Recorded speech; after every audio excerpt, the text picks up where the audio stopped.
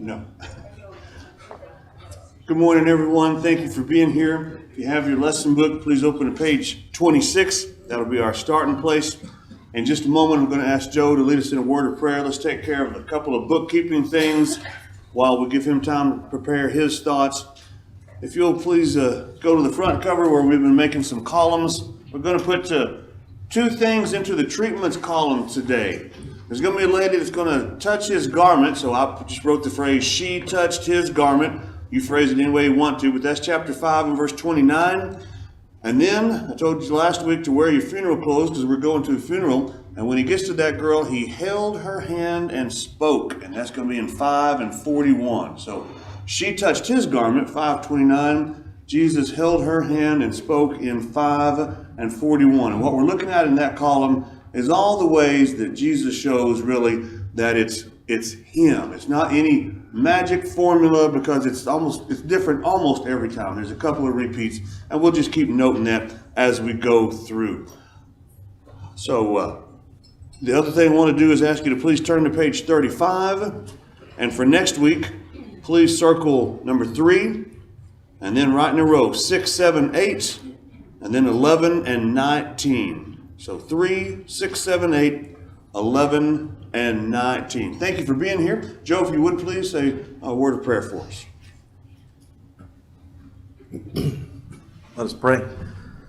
Our Heavenly Father, as we come together this morning to assemble to study more from your word, we pray, Father, that we would be impressed by the miracles that Jesus performed, proving that he truly was the Son of God. Being impressed thereby, help us, Father, to have the same measure of compassion toward our fellow man, that we would serve others, that we would perform alms deeds, that we would look for ways that we can serve, even providing just a cup of cold water. And by doing so, we're serving you, Father. Help us not to do this for show, but help us to have true compassion and love for others. But more importantly, Father, help us to diligently seek out the words that Jesus taught, realizing the impact that it can have upon our life and upon the lives of those that we come in contact with.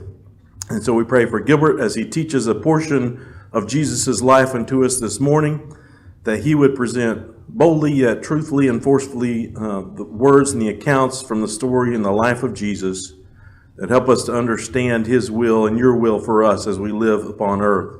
And help us, Father, as listeners and learners to put into practice in our lives the truths and the applications that we find that we're in need of from your very word. In Jesus' name, amen. Amen. Looked in this lesson trying to find anything green to get ready for St. Patrick's Day tomorrow. Can't find anything green in this lesson. But boy, there sure is a lot of good stuff.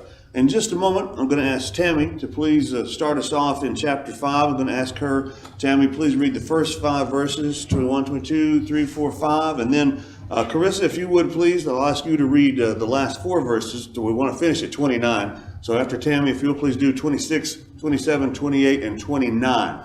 I'd appreciate that.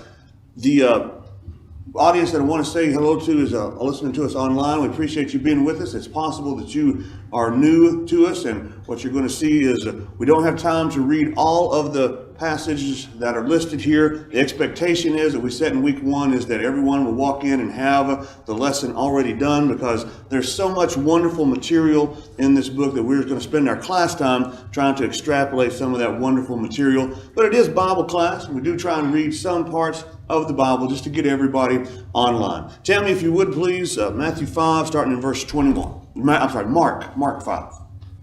And when Jesus had crossed again into the boat to the other side, a great crowd gathered around him, and he was beside the sea. Then came one of the rulers of the synagogue, Jairus by name, and seeing him, he fell at his feet, and implored him earnestly, saying, My little daughter is at the point of death. Come and lay your hands on her, so that she may be made well and live.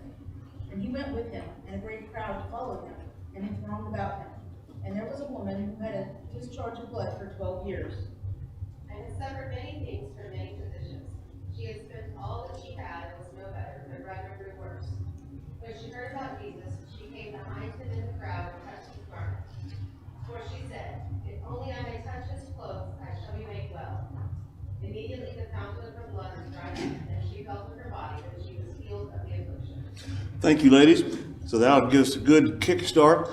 I went back and looked at the lessons that we've done so far in terms of trying to look at my own pacing and how we're doing. And so far in every lesson that we've done, we have not gotten everything covered that I have notes about. And that's kind of what I want, because that means we're getting enough input from the audience that is taking up some of the time. And the audience input tends to be better than mine. So please keep that up this morning, because there's just so much wonderful stuff here. So let's jump right in here with the footnote there. Right after that 21 through 43, it's footnote number 8.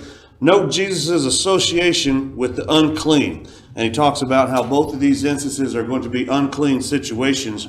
And it just reminded me of the verse where Jesus tells the audience, they that are whole don't need the physician, right? But those that they're sick, that are ill, they're the ones that need the physician. So of course that's who he's going to, if you look at it logically.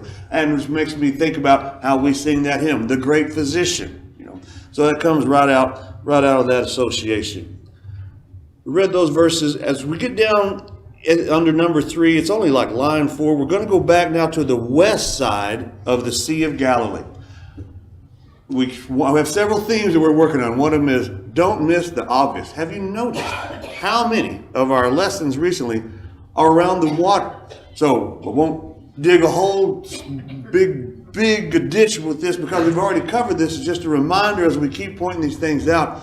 So much of this is about that audience, because so much of the Bible is written to a Jewish audience, but not here. This book, they think, and they're pretty good, the author makes a whole case in chapter for the first lesson that this is written to Gentiles, and the Gentiles don't have all that Jewish background. What they have is the Greek mythology as their background. They have Zeus, okay? They have Hades in the underworld. With all this water, they have Poseidon. And here's Jesus out on a ship saying, peace, be still. And it actually happens. As opposed to all the stories that they've been handed down to them that they supposedly happened, what they didn't see, they are seeing these things. It's like Mark, because it's Peter talking to him, we think, and Peter's the one who brought the gospel to the Gentiles. Hey, use your intelligence, and this is what you've been told. This is what all these witnesses actually saw happen. And by the way, I'm Peter, I saw it. Or as Paul points out, you can go to some of these places, this audience can, and find some of these people still alive that actually saw some of this. So got all that going, and we've talked about that before. A lot of water. But let's get down to where, however you pronounce his name. I heard Tammy say it her way, which sounded fine to me. I grew up calling him Jairus. I don't speak their language. I don't know how they pronounce it. You pronounce Jairus any way that you want to. But Jairus is going to come, and at this footnote 9, he is a ruler of the synagogue. I want to point out that this is another thing that's been happening every week. How Mark is pointing out the masses believe these miracles. And those masses include people in the synagogue. Okay, and he's a ruler in the synagogue. What does that mean? Footnote 9. It was his duty to select the readers or teachers in the synagogue, comma, to examine the discourses of the public speakers, comma, and to see that all things were done with decency. Which made me think, Jesus going into the synagogue, and they hand him a scroll, and he reads from Isaiah.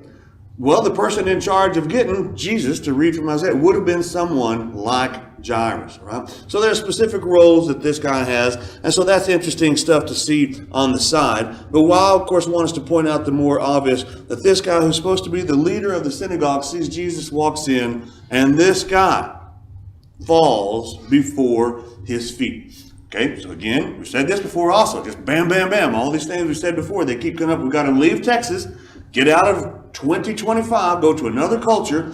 I've never seen anyone in my life fall down before someone else's feet out of respect, out of show, out of recognizing, hey, I'm not worthy. It's not something we do in Texas.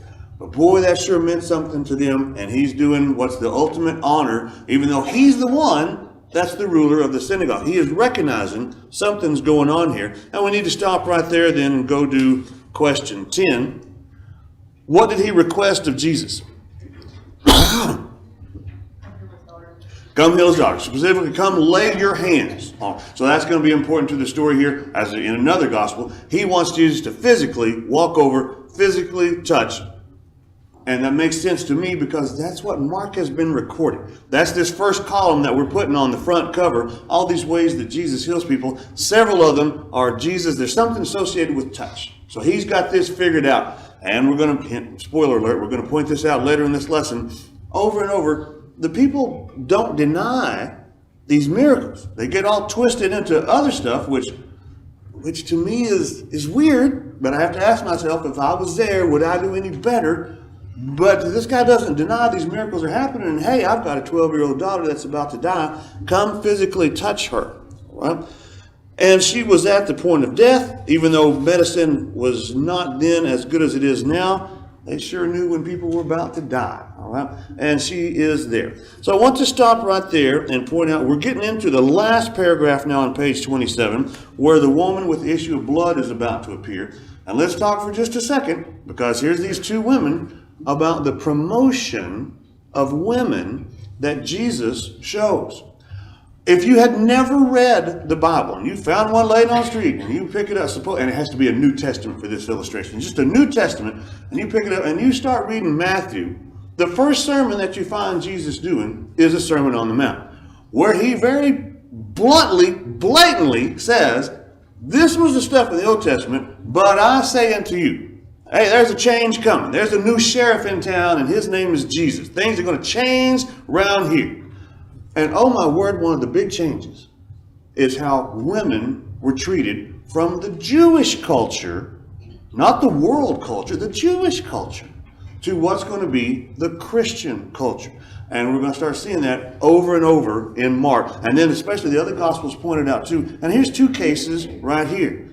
This little girl we'll talk about in a second has the double thing, not only being promoted of women, but also how Jesus feels about children. We'll talk about that. Spoiler alert, Jairus comes in with a request, and Jesus stops everything and does what Jairus requests.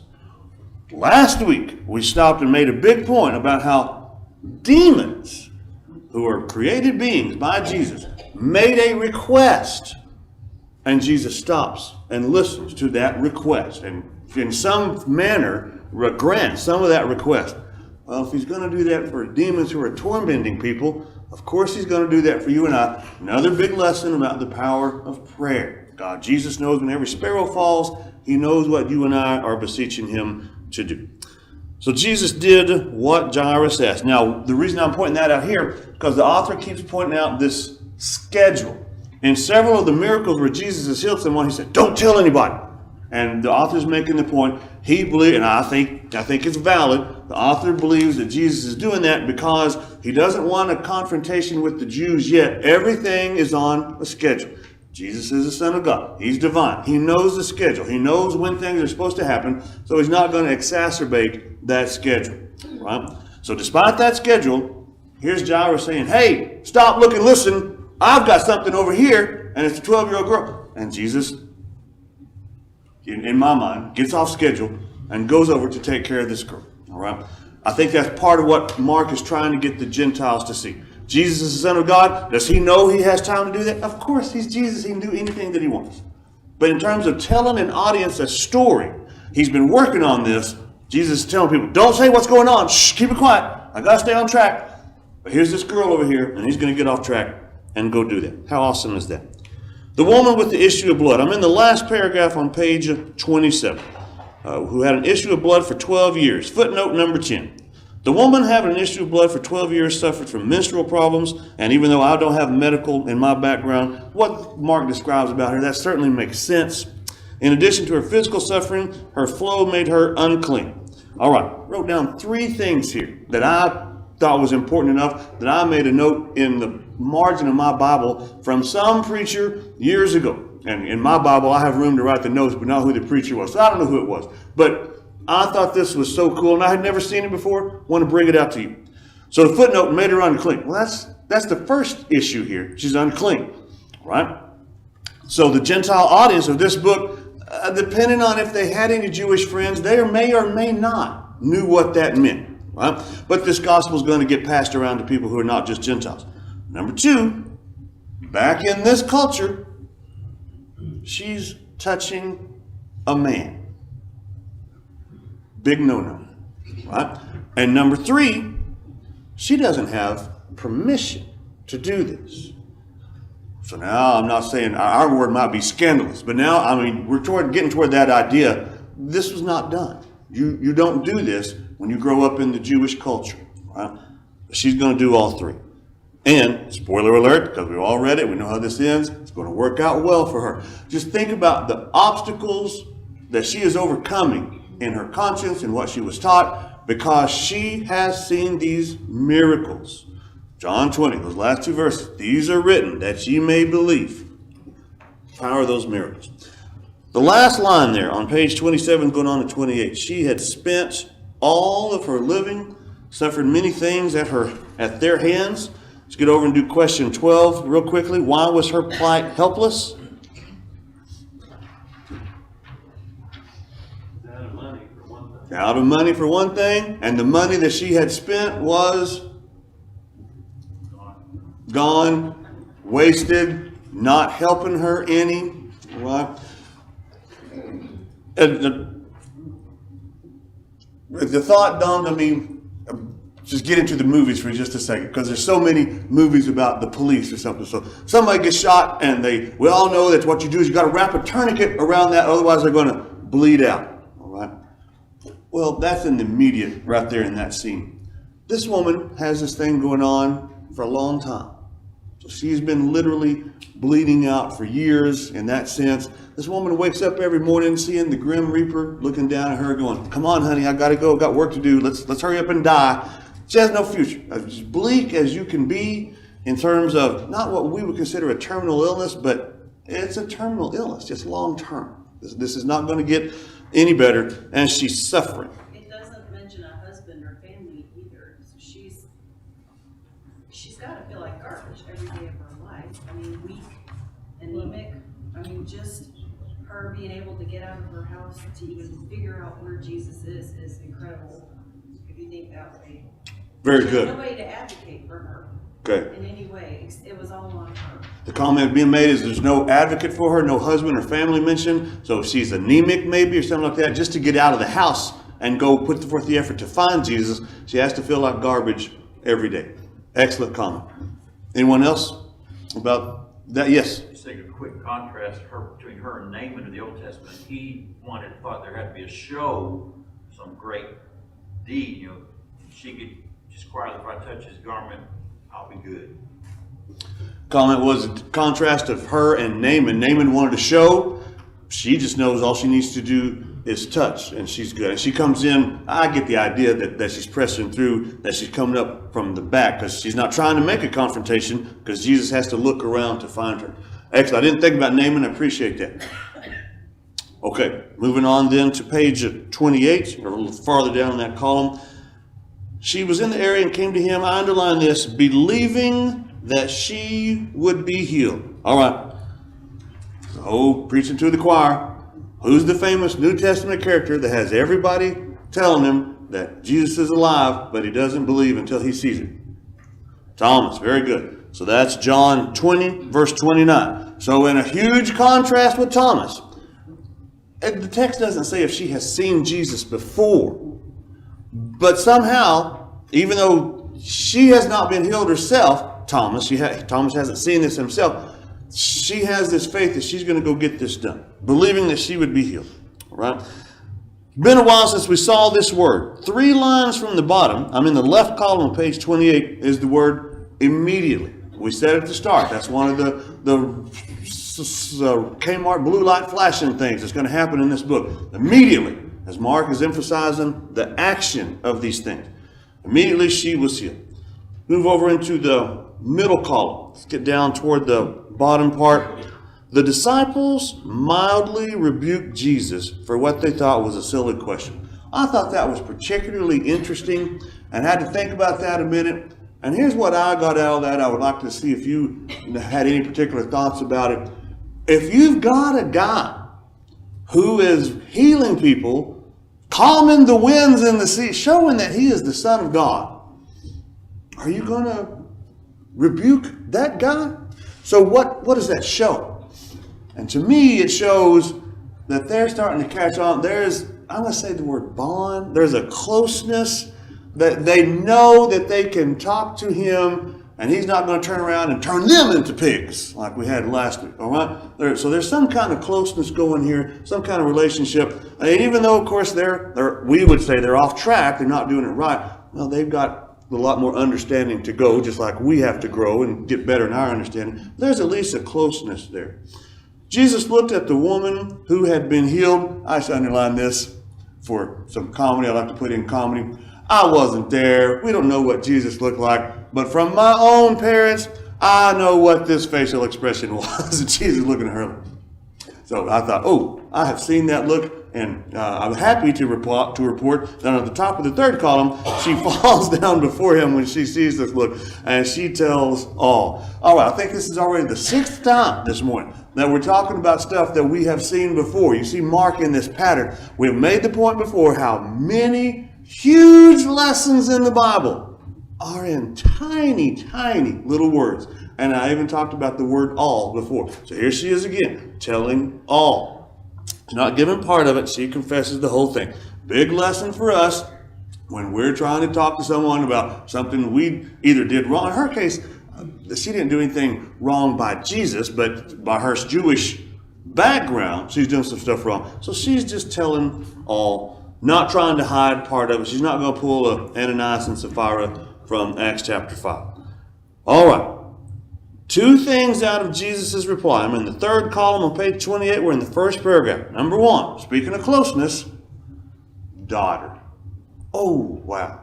You came here against your conscience. You came here knowing you're unclean. And you came here without permission to touch a man. And I'm calling you daughter. Because the issue you're showing that you believe that I am the Son of God and I can do this dwarfs those other things. You're my girl. You're my child. Is the better way to put it. Daughter. And then, here comes the other big one. Thy faith hath made thee whole.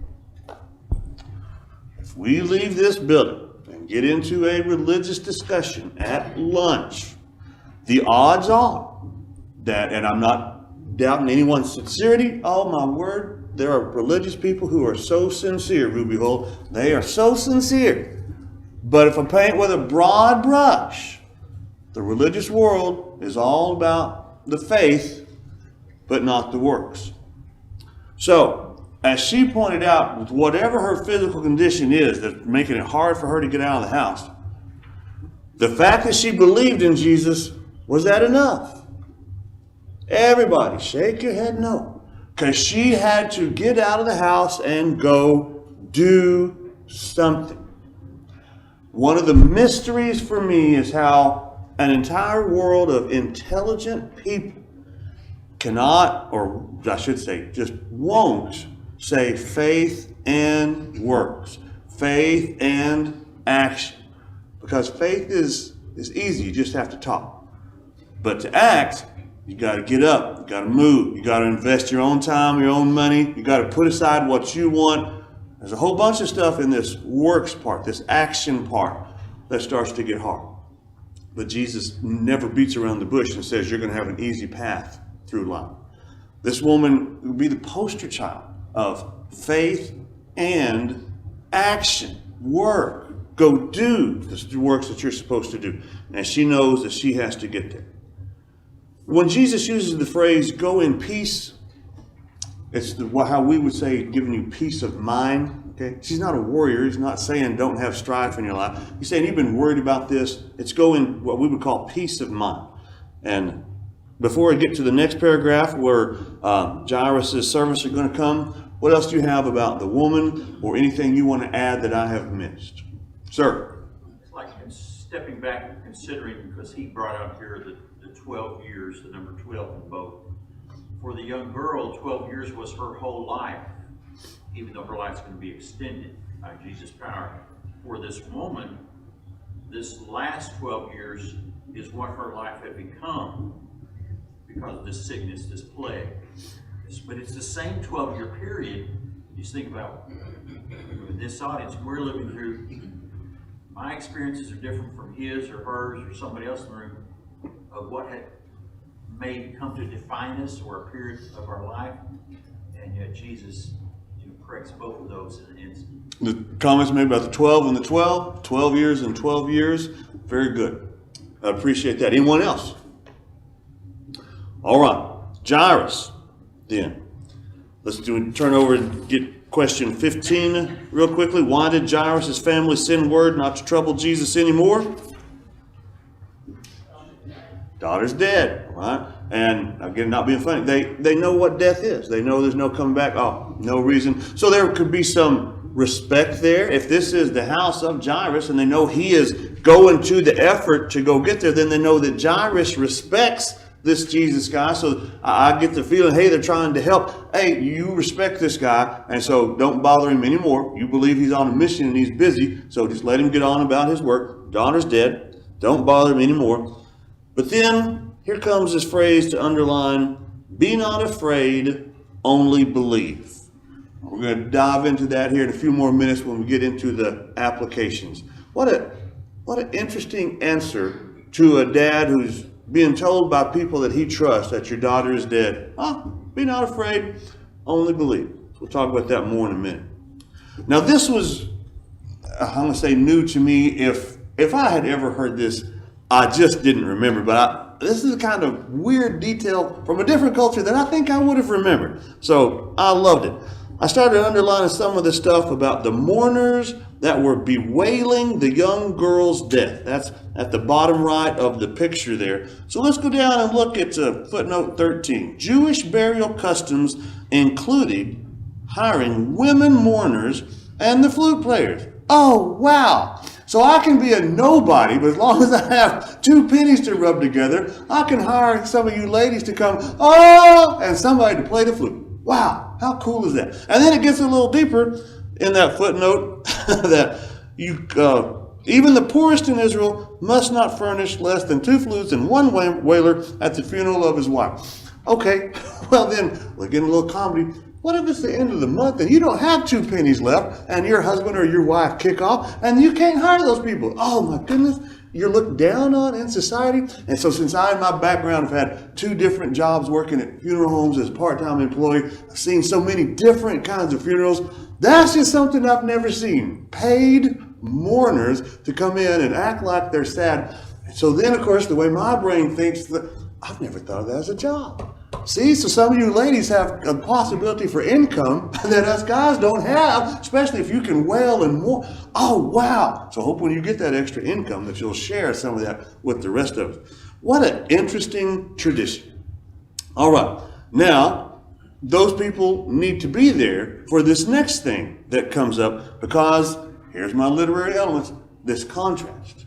This contrast of these mourners who mock Jesus, as opposed to Jairus, who has apparently, I'm inferring, he's the owner of the house, he has hired them to come in, but Jairus isn't mocking, he's out searching, getting him, begging, come to the house. So don't miss the obvious. There's that contrast that Mark wants the audience to see.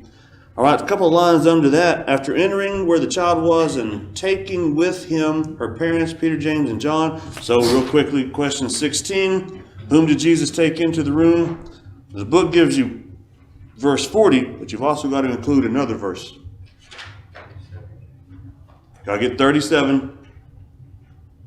37, you're going to get Peter, James, and John. And then you get mom and dad.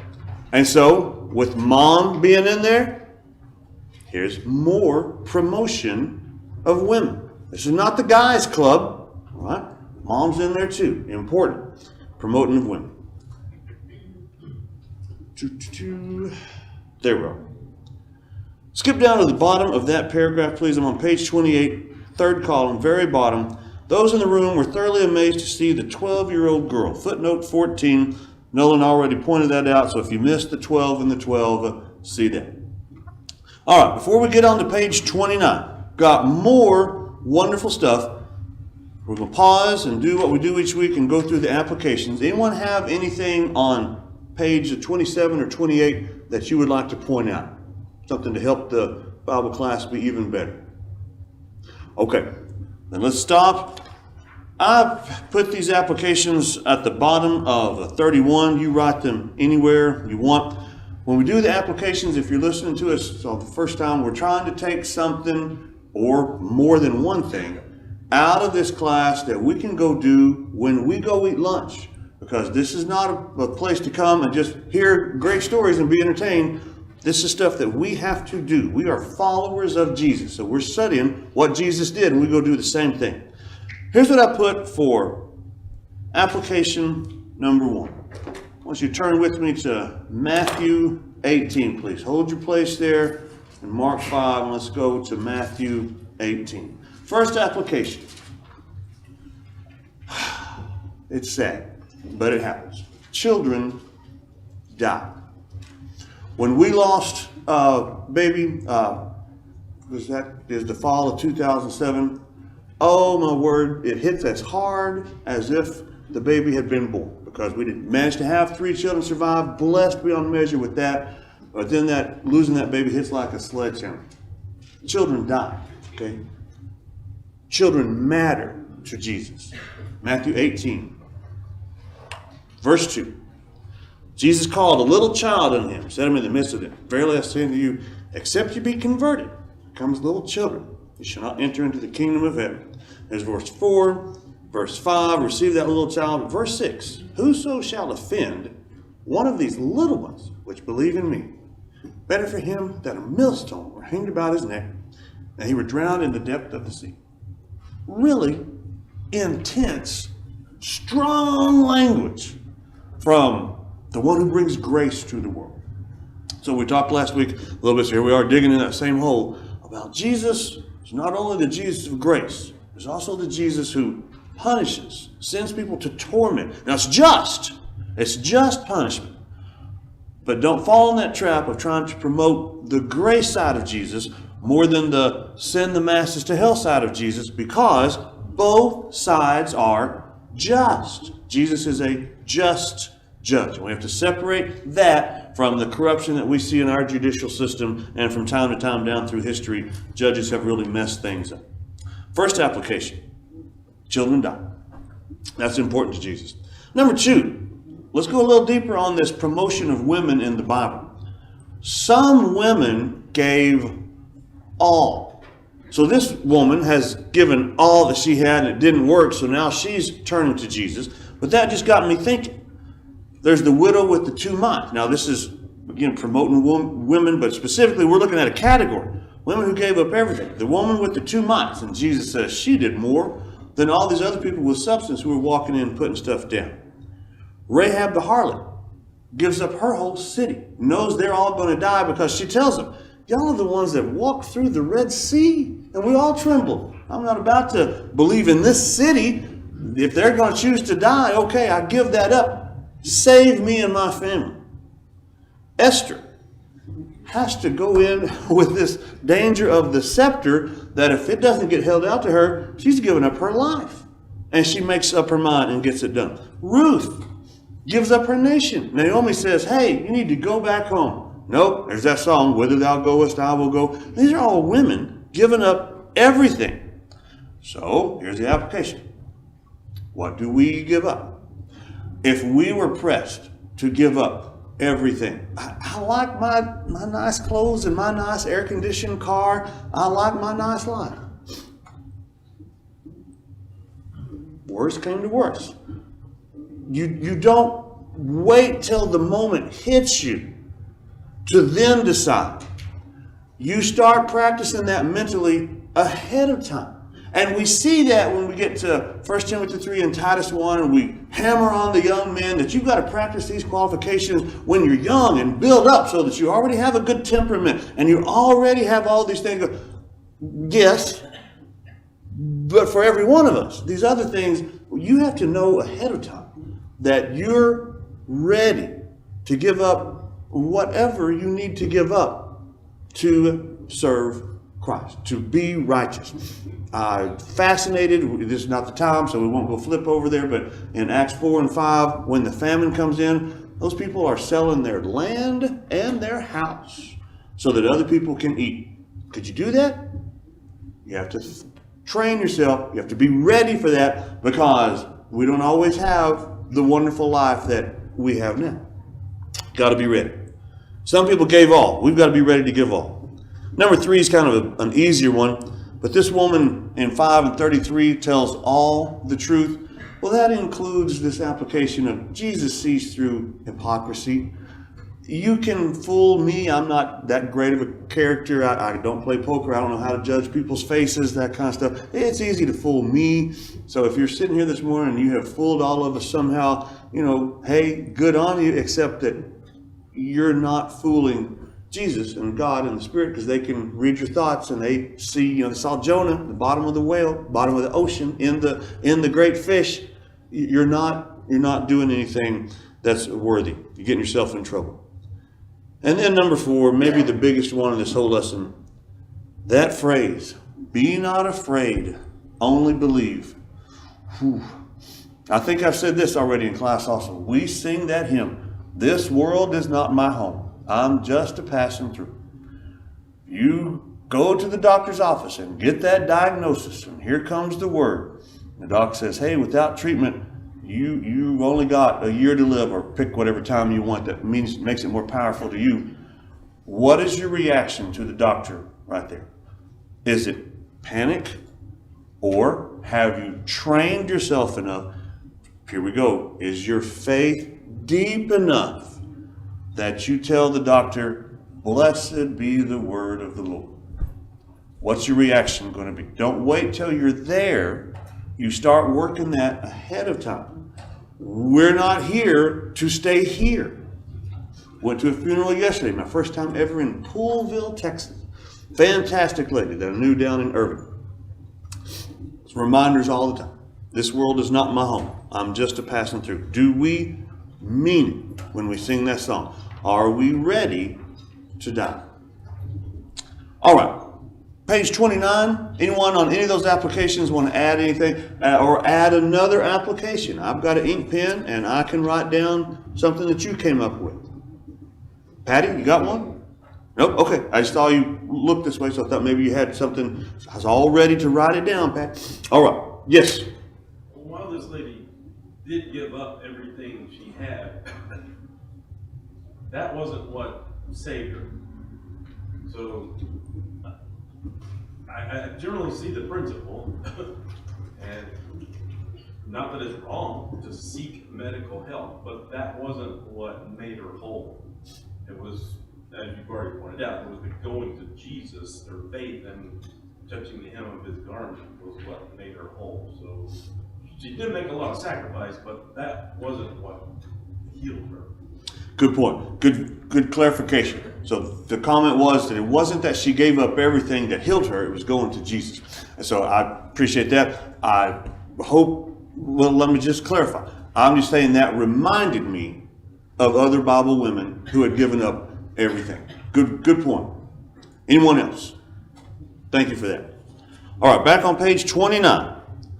Boy, this is, last week I told you if last week's lesson had a subtitle, it would be introspection. Well, this week's lesson, if it had a subtitle, it would be the highs and the lows. So here's a couple of highs. Oh my goodness, he raised a 12-year-old girl who was dead. Are you kidding me? And then we get into, I don't know the word. I had all week to think of this, and I don't know the word. I'm just going to say one of the strangest things to me that happens to Jesus. I've been harping on these Pharisees and these Jews that see these miracles and don't believe. And now we're going to go home in chapter 6 and have your hometown not even bother to come out and see you after you've been mobile and going all around Galilee and healing all these people. Rejection at Nazareth. So went to Nazareth, the village in which he was reared, just in case you missed that. Right to the left of that gray box is the footnote of 16, so let's go down there. This incident is recorded in greater detail in Luke 4, and I'll just tell you, I had forgotten this. Luke 4, they not only reject him, but they want to cast him off of a hill. Oh my word, that's harsh when your own family. That's, Nolan and Joe taking me outside and getting a shotgun and you're shooting me because it's your own family, your own village. is ready to cast you off of the hill. Don't get any ideas, guys. I don't want to plant that seed. All right, let's go down to that. We're in that left column, maybe a third from the bottom. And what wisdom is this which is given unto him, that even such mighty works are wrought by his hands? Now we're up to the 8th or 9th thing that we've mentioned before. Here's another group that never denies the miracles. They never deny the miracles. I'm like, come on, guys. Where is the one leader of the house, the one family that says, hey, we want to be on Team Jesus because he healed great-grandma over in that village over there? No. Who is he? Footnote 17, the word carpenter. I want to point out here, kind of in the last part of that footnote, I wasn't aware of this. One who worked either with wood or stone, and is used for woodworkers who were artisans as well as carpenters. Oh, I never thought about that. I just always assumed Jesus is building tables, and chairs and troughs for the cattle to eat up. Hadn't realized that maybe Joseph had taught him to be a different kind of carpenter. Maybe he was doing much more intricate stuff. There are people who still do that. I did a tour 1,000 years ago with Laura to Williamsburg, Virginia, and saw these people in there, and there's mostly men, but there was a woman in there with hammers and little chisels, and they're making candle holders or something like that. That were just beautiful. That could have been Jesus also. So the Bible doesn't say. It's an interesting thought. All right, so we need to get down to, we're on the left column down at the bottom. Are not his sisters here with us? So footnote 18, Jesus had brothers and sisters contrary to the doctrine of the perpetual virginity of Mary. And he goes on to say it's taught by a certain group, but I point out we try hard not to talk about a certain group because sometimes people think that's being, snotty or you're looking down at people. No, that's not our intent. We're just trying to display information. So let's just say anyone, a group or an individual that would think that Jesus has this that Mary has this perpetual virginity, this verse shows that's not true. So let's go answer real quickly question 19. Why did the people of Nazareth reject Jesus? They thought they knew. Just a carpenter? Thought they knew him? They thought they knew it. They seen how he was raised.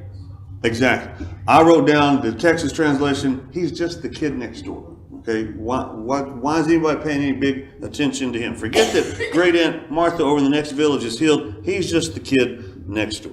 All right, middle column of page 29.